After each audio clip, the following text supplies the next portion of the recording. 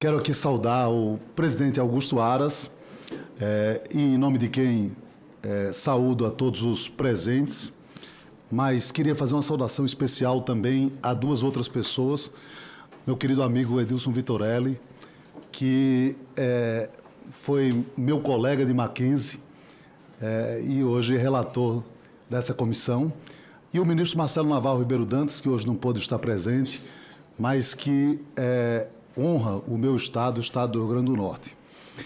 Bem, eu venho aqui como representante da Universidade Presbiteriana Mackenzie. É uma honra para a universidade o convite, agradeço pela universidade este convite ao presidente Augusto Aras.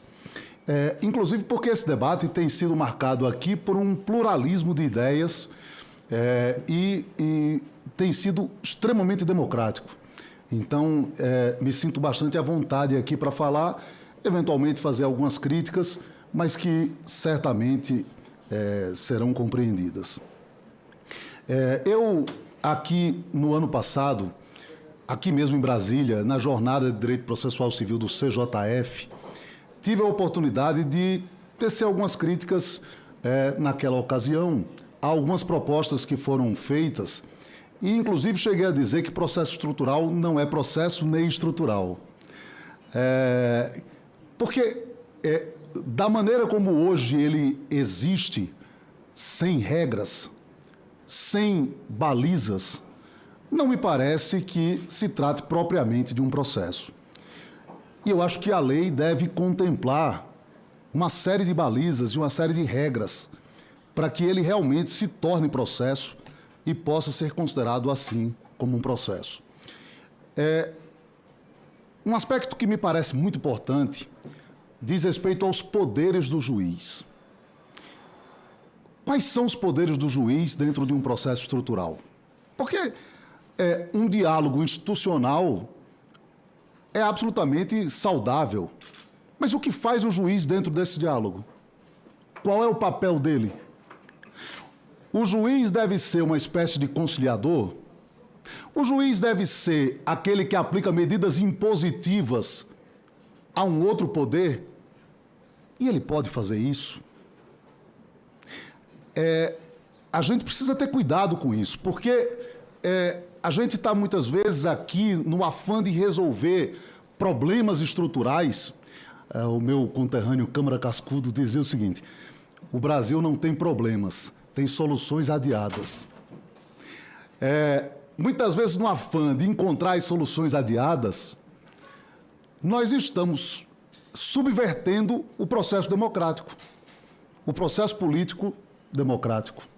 E nós não podemos permitir isso. Não é essa a ideia. Então, me preocupa, muitas vezes, quando o Supremo Tribunal Federal profere uma decisão e essa decisão substitui a presidência da República, mas me preocupa muito mais quando o juiz de Passa e Fica, no interior do Rio Grande do Norte, profere uma decisão substituindo o prefeito, porque acredita que ele não é a pessoa adequada para exercer o cargo. Mas ele foi eleito pelo voto popular. Então a gente precisa ter em mente quais são os poderes do juiz. Quais são os limites? O tema 698 do Supremo Tribunal Federal não me diz nada. O tema 698 do Supremo Tribunal Federal não é lei, não é Constituição. Mas é extremamente aberto. É altamente aberto. Outra coisa que me parece importante aqui dizer, e portanto, só para fechar, não se pode fazer um bypass no sistema do processo político majoritário.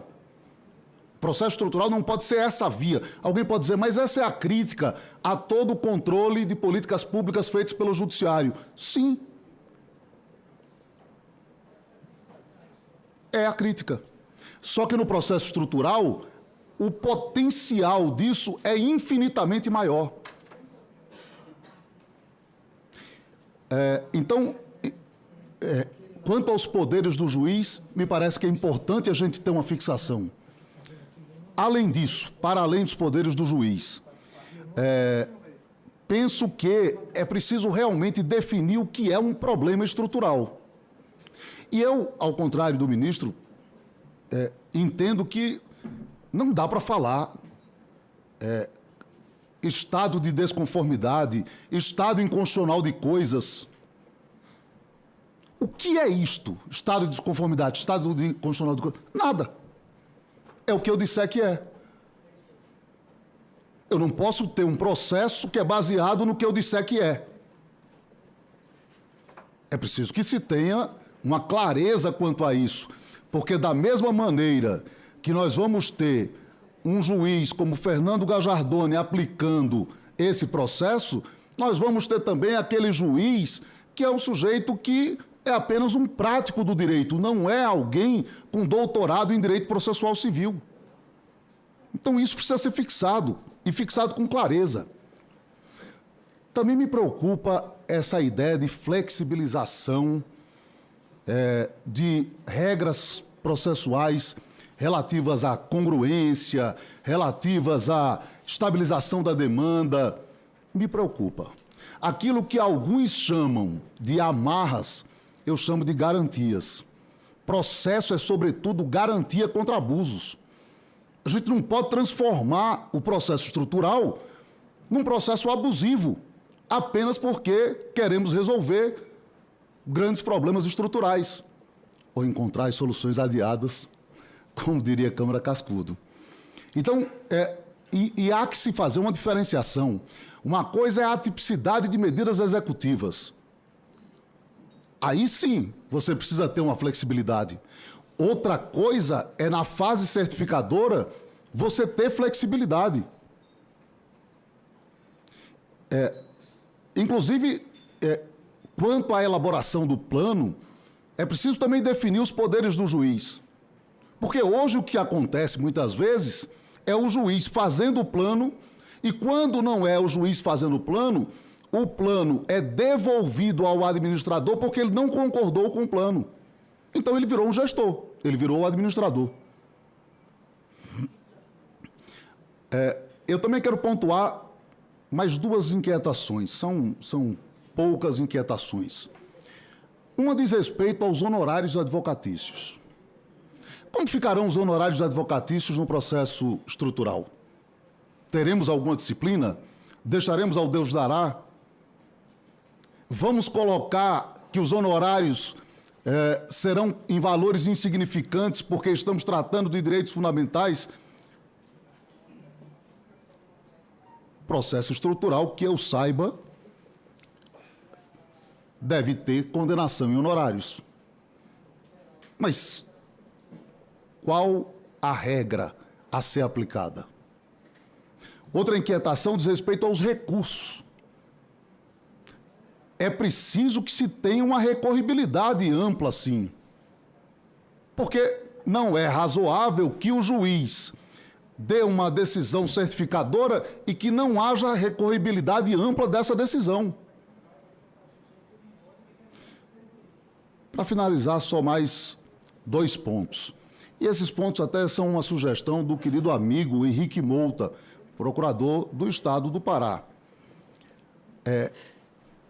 Em relação à tutela provisória, não é razoável que se tenha tutela provisória impositiva em processo estrutural a um outro poder. Mais ainda, é preciso definir quando o colegiado é quem tem que se manifestar. Porque em várias situações não será razoável que o juiz individualmente profira aquela decisão. Ao colegiado, sim.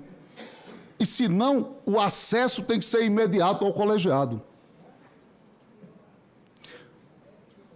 Com essas considerações, eu queria agradecer, dizer que existem grandes juristas que estudam o processo estrutural, queridíssimos amigos, um deles aqui presente, o professor Edilson Vitorelli, e que, na verdade, assim, que tenhamos regras claras, absolutamente claras, para que realmente ele seja processo e estrutural. Muito obrigado, presidente. 15 segundos. Obrigado, professor Rodrigo da Cunha Lima Freire, pela importante contribuição de Vossa Excelência.